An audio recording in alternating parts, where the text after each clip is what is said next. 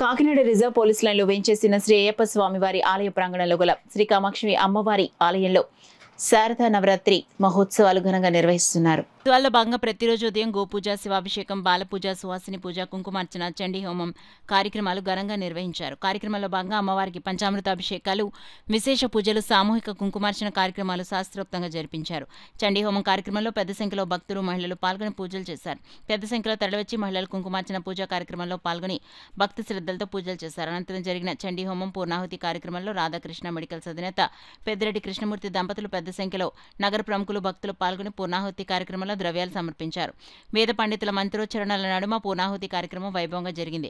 ఈ సందర్భంగా ఆలయ కమిటీ అధ్యక్షులు గోపాలకృష్ణ మాట్లాడుతూ, గత 11 రోజులుగా జరుగుతున్న శ్రీ శారదా నవరాత్రి మహోత్సవాల ముగింపును పురస్కరించుకుని చండీ హోమం, మహాపూర్ణాహుతి కార్యక్రమాన్ని వైభవంగా జరిపించినట్లు తెలిపారు. ఈ పూజా కార్యక్రమాలకు సహకరించిన ప్రతి ఒక్కరికి కృతజ్ఞతలు తెలిపారు. సాయంత్రం ఆలయంలో అమ్మవారికి ప్రదోషకాలం పూజలు, విశేష హారతులు, నీరాజన మంత్ర పుష్పాలు, ప్రసాద వితరణ కార్యక్రమం జరిపిస్తున్నట్లు చెప్పారు.